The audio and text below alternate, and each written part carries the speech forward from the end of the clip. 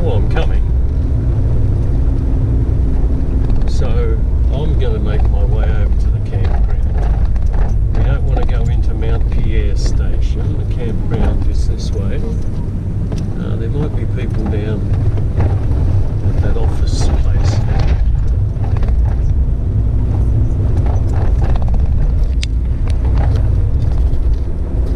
We'll go and have a look.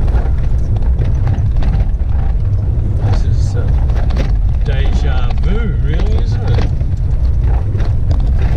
Now there appears to be a quad bike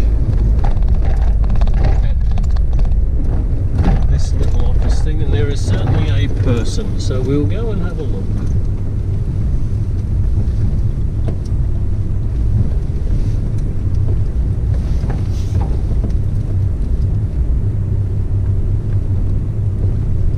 This might be the office.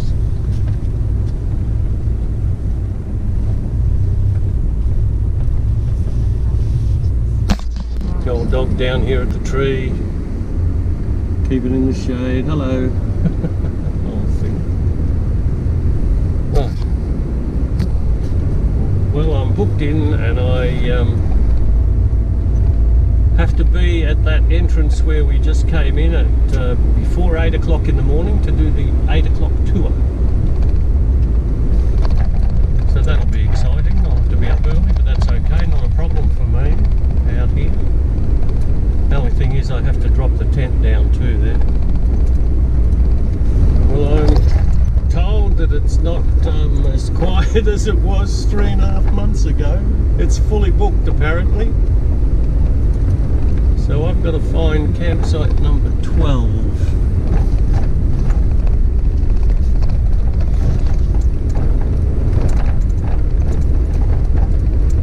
Oh yeah, there's a school group there.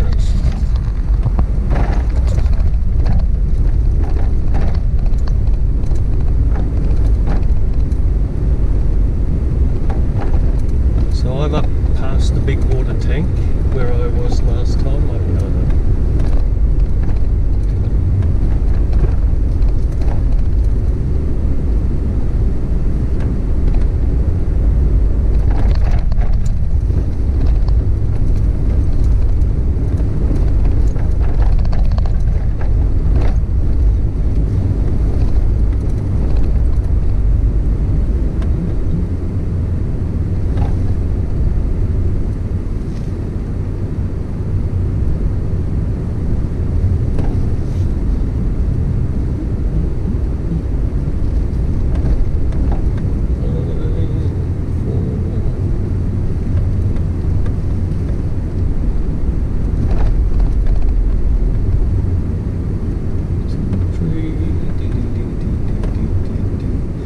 Bloody Victorians, they give you the shits. That bastard was behind me and he went the wrong way round the one-way system just because he's eating my dust.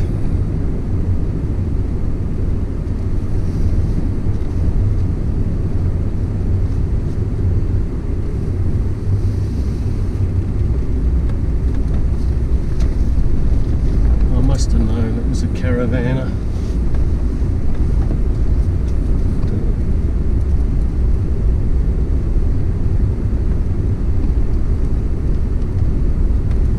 Next door. I'm running late. Oh. That's that tour. That's Oh, yeah, I'm in 12, yeah. Okay.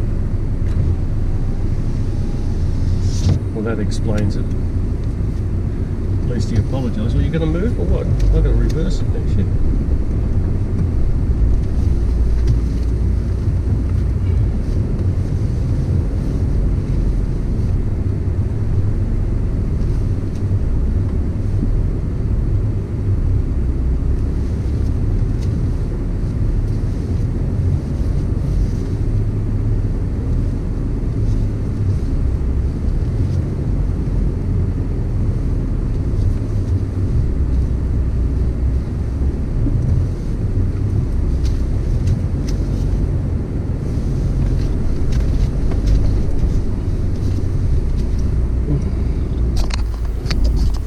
Made it back to the Mimbi caves, as you now know. So we'll just do a little pan from the back of my campsite, number 12. And I'll take the tour in the morning. I was thinking of staying 2 nights, but I think I'll only stay 1. It's very, very hot. And apparently they're quite booked out anyway, so I'll head out to Mary Pool tomorrow. Well, this is morning at Mimbi campsite. And I'm going to do a tour of the caves this morning. There's the moon up there. There's the beast.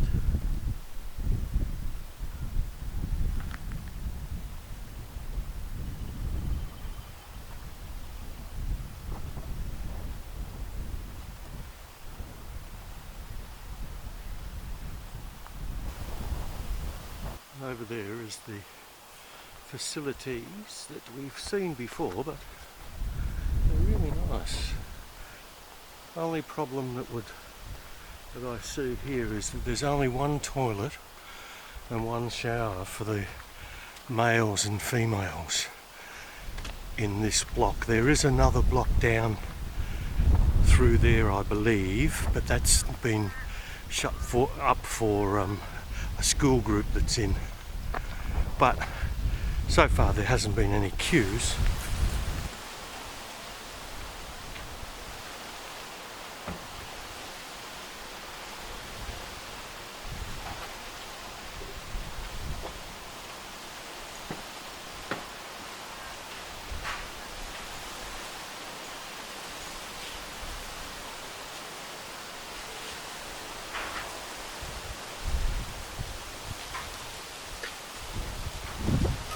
Well, I'm here, as usual. I'm about 3/4 of an hour early, but that's me, at Mimbi Caves, waiting for the tour to begin, which will be at 8 o'clock, and it's now 7:15, but the wind is howling a gale here, and it only just came up through the night, but it's actually very pleasant because yesterday was so hot when it was so calm and no wind. It is so hot. Anyway, we shall wait for the tour to begin shortly. Well, the tribes are gathering for the tour of the Mimbi Caves. And the wind is blowing, howling a gale, dust and heat. Well, apparently we're driving in, which is good.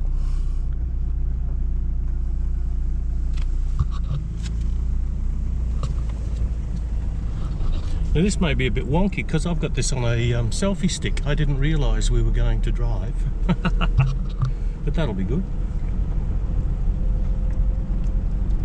Everybody was getting ready to pack their campers and things up. One guy was setting up his solar array panels on his trailer, and then the lady rocks up and said, "Follow me." Great, I love it. I see a car park in the distance with some facilities. That's good.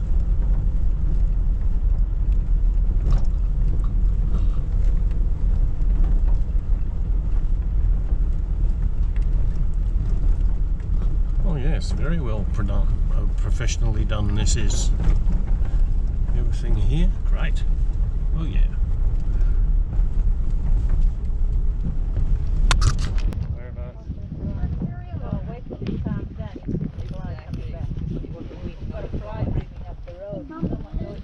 You have to listen to the lady now.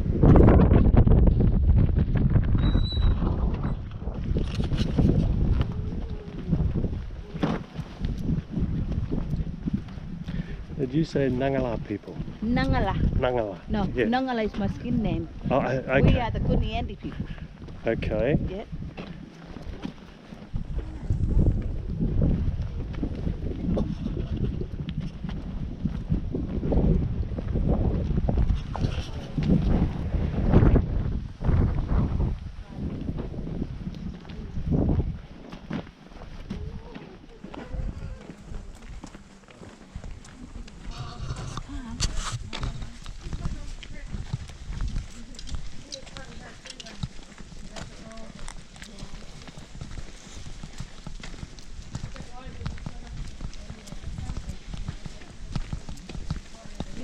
gonna ignore the. I'm gonna ignore the.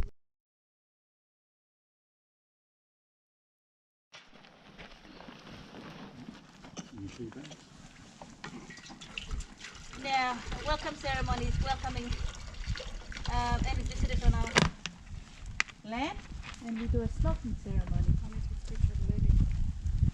So we smoke our visitors when they're walking on our land, and that'll keep them safe. After you've been smoked, you're safe to walk anywhere on Kuniani country. It'll ward away any bad spirit. We do all different types of smoking ceremonies, so this is one of them.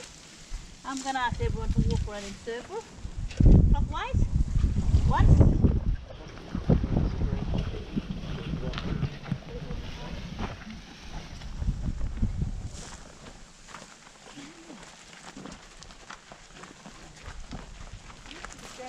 Smoke and do that if you like.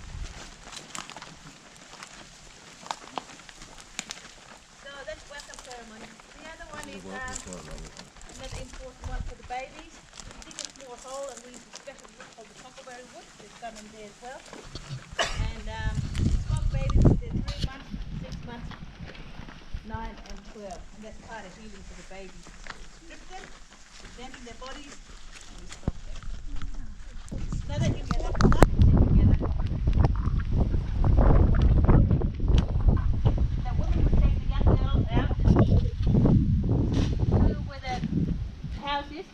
Vacant house where the deceased used to live. They drag big leaves around.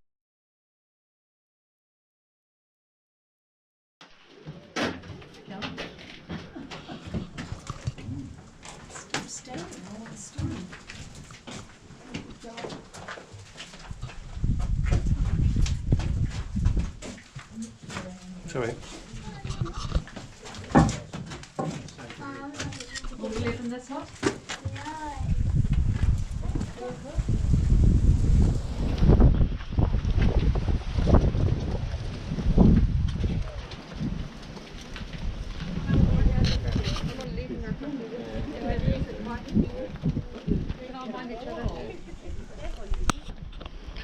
I'm going to take this little scene again. Babe, you'll probably be familiar because I think this is the place that you described to me about a little old lady living here. And it turns out that they were actually collecting fossils illegally.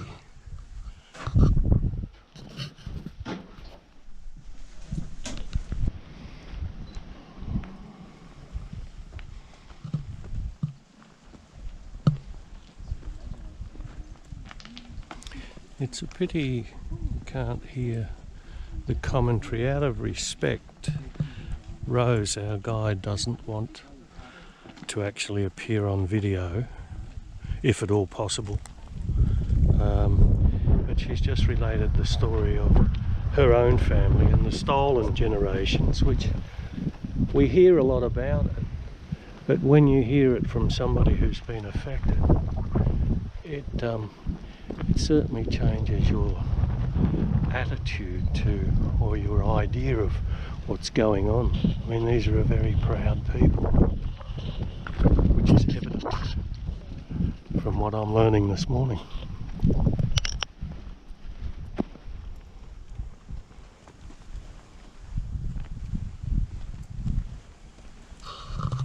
She's teaching us about bush tucker plants and things, medicine plants. So this is the lumbi plant, and it's used for bush medicine. It's basically antiseptic, and they use the leaves and the bark from the tree and boil it up, and it will apparently dry up suppurating sores fairly quickly.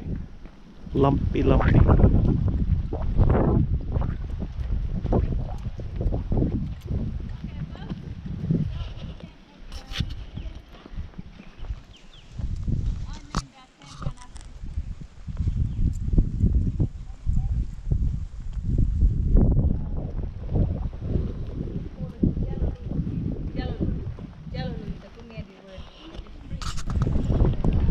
This is the Coolamon tree, the corkwood tree and the helicopter tree. It has a tree with many names, and the indigenous people used that for making babies' cradles, but it was very important to keep the timber very moist. In other words, if they had a break it would dry out. So the trick was to make the baby's cradle as quickly as you could.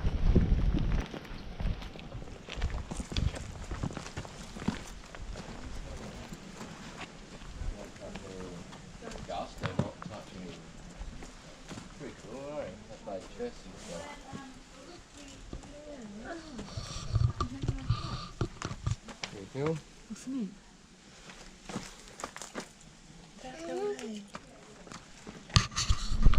Okay, this is also this is probably what you were talking about when you were up here 30 years ago or more.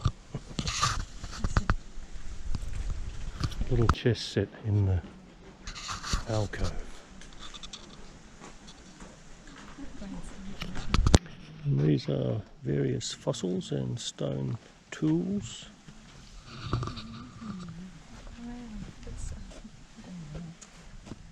Wow, they're really beautiful.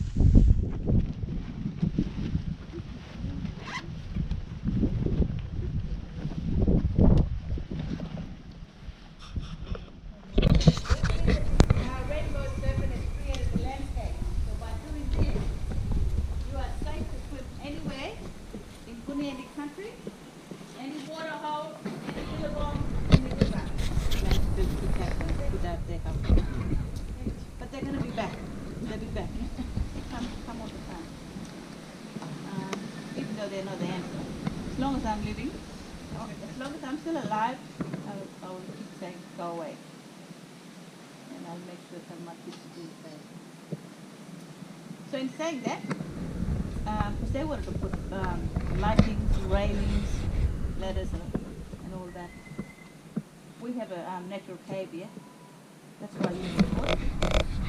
And there's no stairs or railings inside there, so you have to be careful. There are little rocks. Apparently we're now going to enter the cave.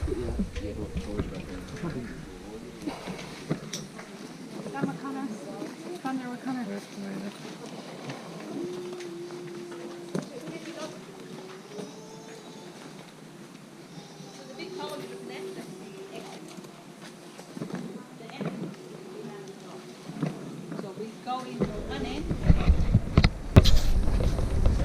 And we have all our safety gear on, so we're complying with the relevant government regulations. Well, some people aren't, I know this, but I will not put them on video.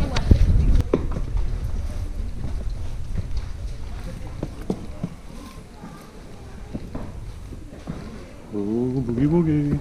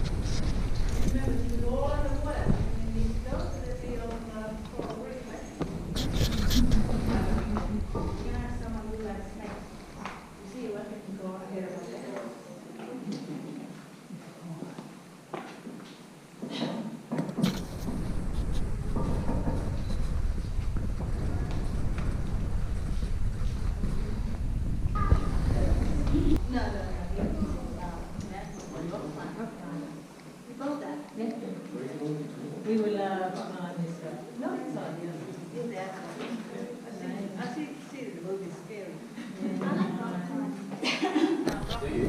Okay, folks, can you hear me from the back? Yeah.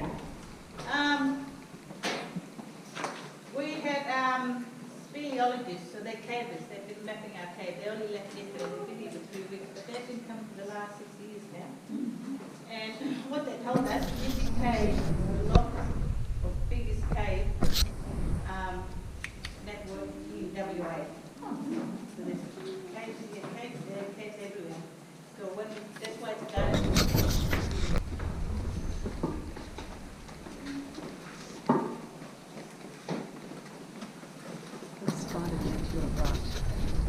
To me. Is he big? Is he worth putting on video?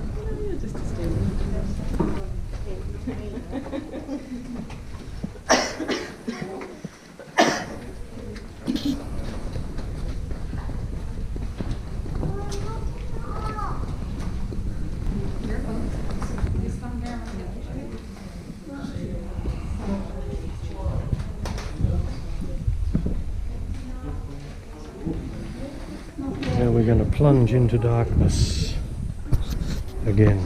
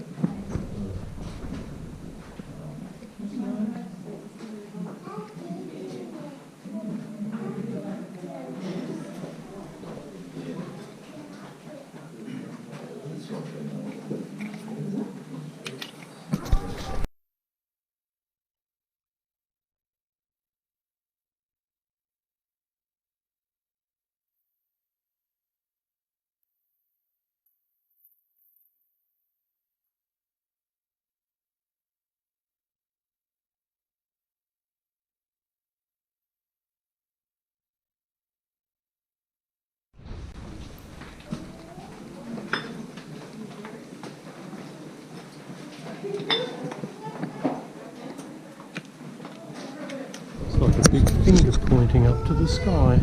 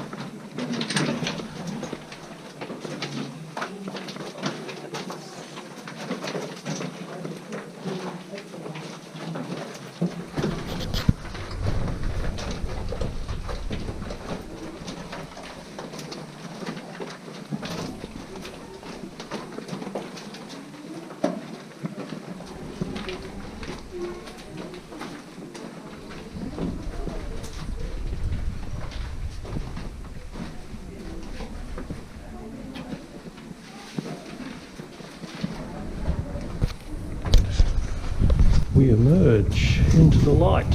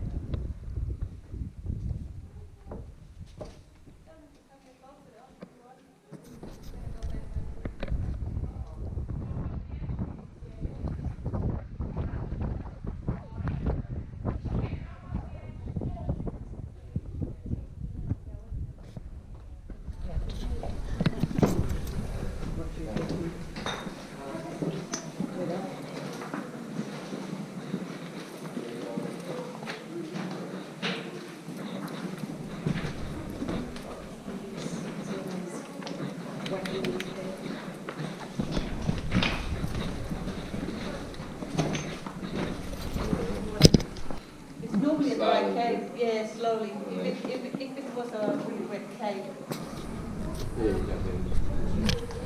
that would block the exit. And yet again, we emerge back into the light.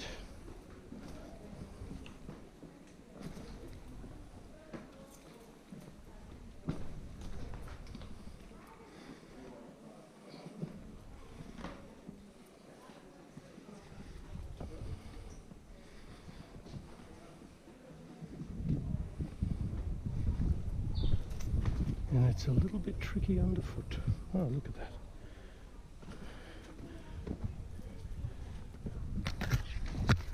We've come back out a different entrance.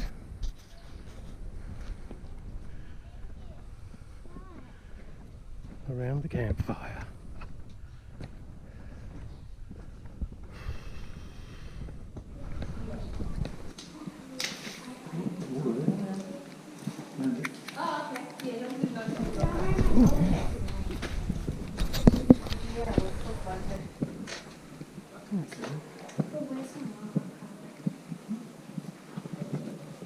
Remember I said these are the only ones you can see on this tour because there are others that past ones and they've been damaged.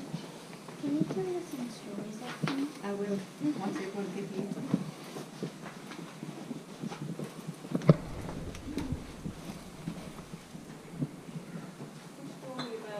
Good story for your kids to listen.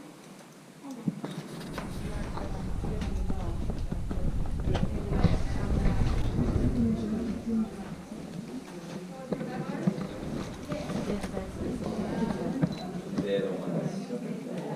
They're the mischievous ones.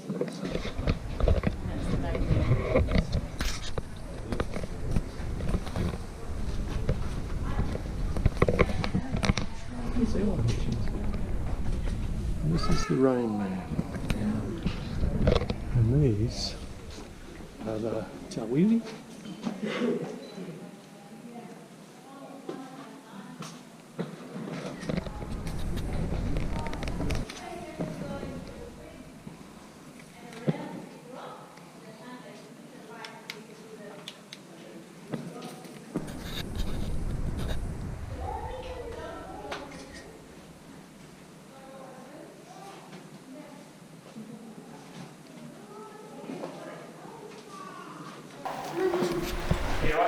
Yeah, I'm all good. Maybe not that way.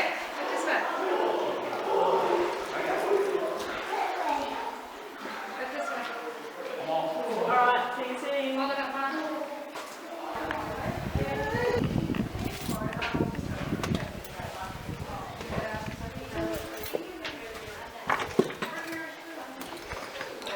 I'm not sure about the quality of the video, folks, but it's the best we can do under the circumstances.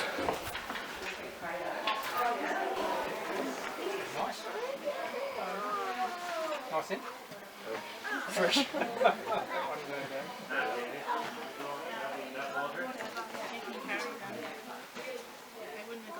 They said if you get there late anyway. Well, that was really a magical tour.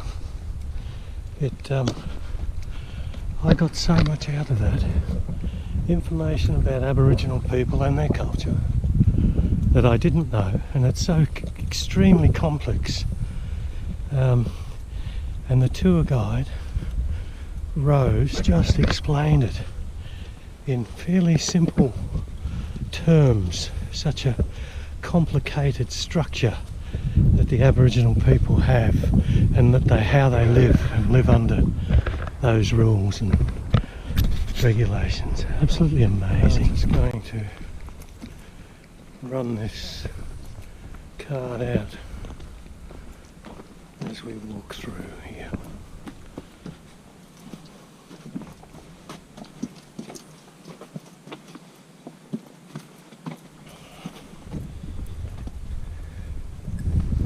And here is this little, I'll do this again, this little German built house. German tourists built this, apparently illegally. Thought they could just come in and squat and have a look at the work that they did. We'll do it here without people. I think they thought they were going to live here forever.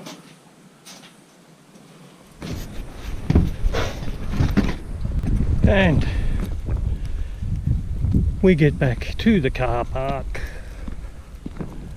and onward, continue the journey. Beautiful. Okay, well, I've just left the actual Mimbi Caves, the property, and we're heading back out to the highway. And I think I should probably end up at Mary Pool if I can get in there. So we'll see. Hey, we're at the, oh, there goes the Bob. There goes an old Bob Land Rover. We're at the highway now, we're going to turn left. Yep, nothing coming. Righto, here we go. Head north again. Numbunga. Look out. Is about 4.6 k's away, apparently. But it's 20 minutes past 11, so that tour actually was over 3 hours, 8 till 11, yeah, 3 hours it took. Wonderful tour. If you ever get a chance, go to Mimbi Caves and do the Mimbi Caves tour. It is well worth it, as you have just seen. Well, I'm returning yet again to Mary Pool. This has become a regular stop on my itinerary. I've camped here how many times now? I've lost count. Anyway, there is signs here that says fresh veggies and herbs for sale. It's almost fresh lemonade, homemade lemonade. This is going to be interesting. There's probably a school group or something down here.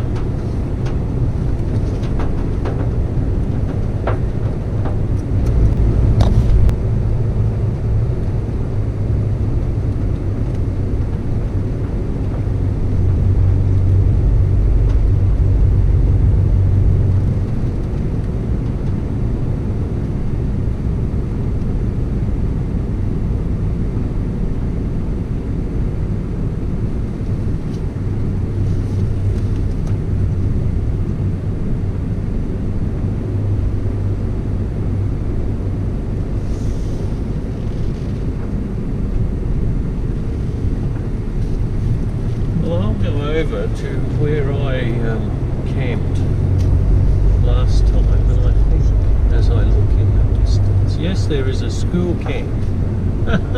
Isn't that good? That's great. We'll have a wander over later and see what's for sale. Homemade lemonade sounds good.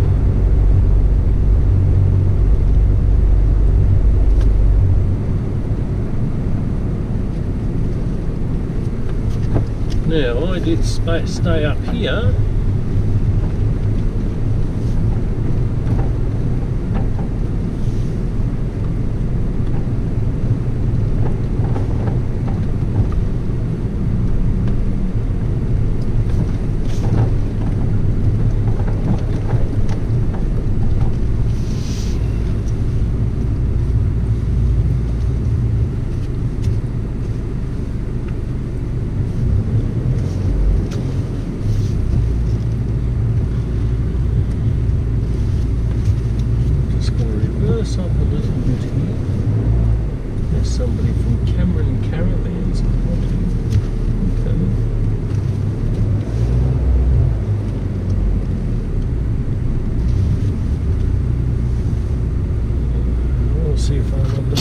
Level here.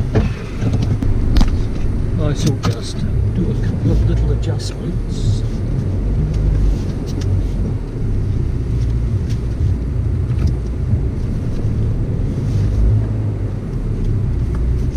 Because there's a tree above me.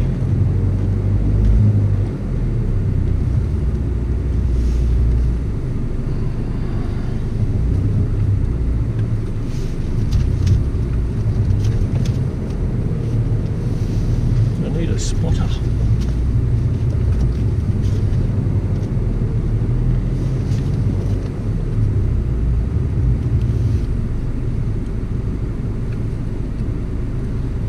I shall just check. I keep saying sometimes you can be lucky, and today I must be very lucky because I've got this nice prime camp spot which when I was here before was taken over by caravans, and luckily for me some caravans did turn up just after I did, and I think they were a little bit put out that I picked this spot. Too bad. Anyway, I know some of you purists might say, but you've parked your tent under that big gum tree. Well, yes, I have, and I really don't care because it's a pretty strong old gum tree, and I don't think it's going to fall down on me during the night, and if it does, well, that's my fate, my karma. Well, we're going to walk over and have a look at the stalls and see what might be for sale.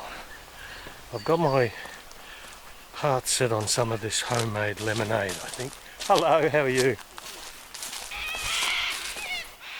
This is the Margaret River at Mary Pool, and apparently this was one of the very few crossings.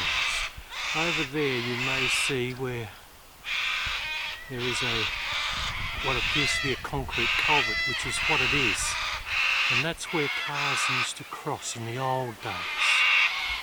Now, I'm not sure because I just read this in a small booklet that I just bought about the Aboriginal people around this area, and it's a passage on one of the pages of this book where one of the elders of the time said they used to come down here and watch the racing cars cross this well, it's not so much a bridge, it's just a concrete viaduct.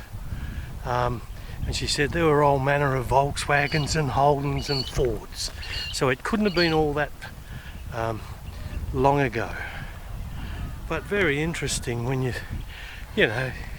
pass these places and you really don't know what the history is until you either sit down and read about it or somebody tells you. And I have learned so much today about the Aboriginal culture of this area. And it's fascinating, it truly is fascinating. There is a heron over there, I don't know if you can pick it up.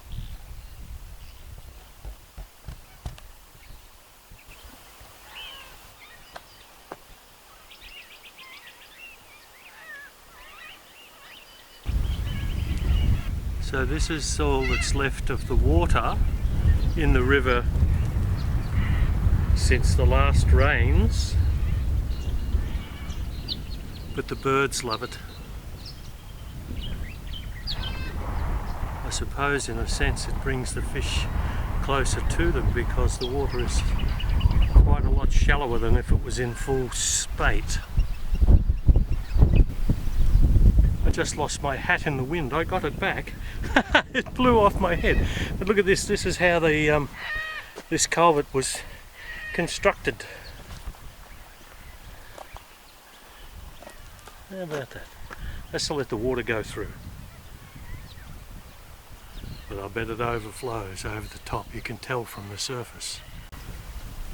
As I say, I've been coming here for quite a few times, and I didn't even know that there was a community store with diesel available, groceries, fruit and veg, dairy, small goods, frozen meats, cold drinks, ice creams, fishing gear, hardware and car accessories.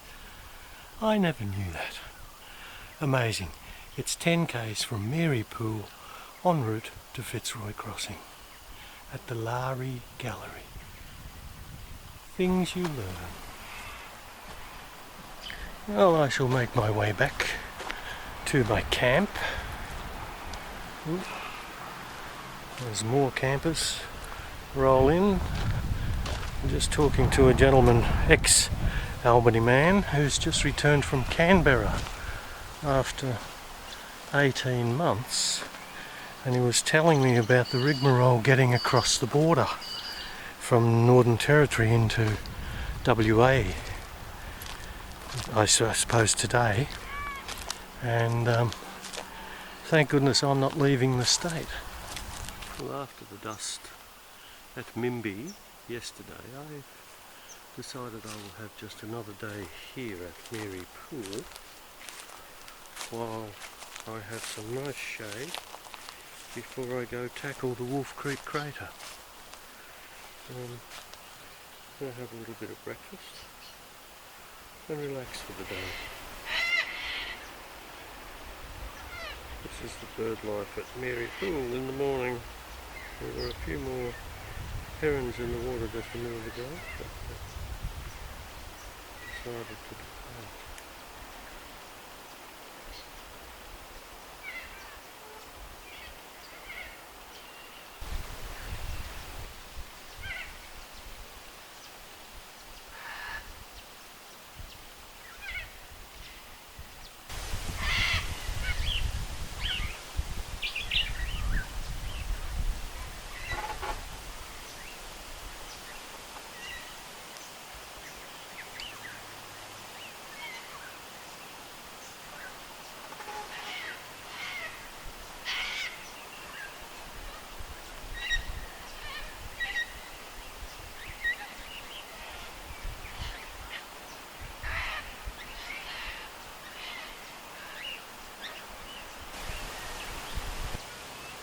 It's a cocky conflab.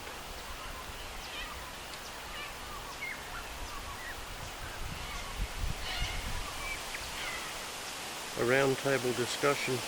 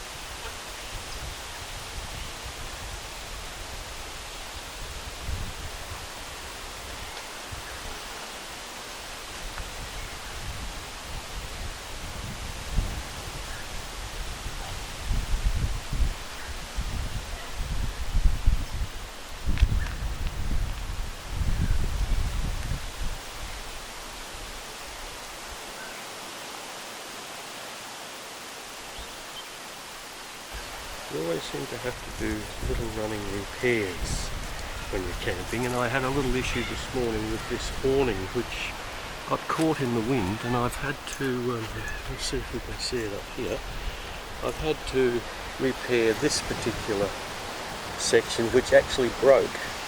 So good old duct tape yet again, so that'll do as a temporary measure until I can get home and we'll do a permanent repair.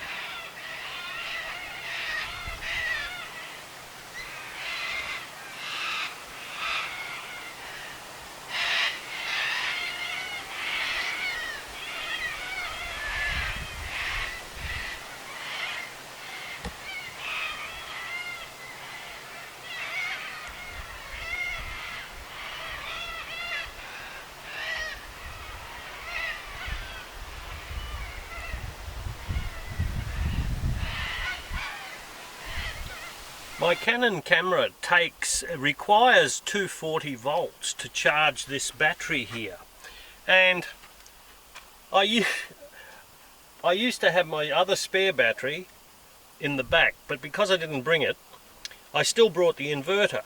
And I remembered, I thought, oh hang on, I can plug this into the cigarette lighters, so I do. You can see it looks like spaghetti junction here, but it actually works. And because I bought this Canon camera many years ago in Bangkok, that's an adapter to take our 240 volt plugs. Anyway, it's working, and as I was driving along here I noticed the battery's fully charged now. I drained it the other day when I was at Mary Pool, and I put it on here thinking, well, that'll charge this morning, and it has. Great stuff, eh?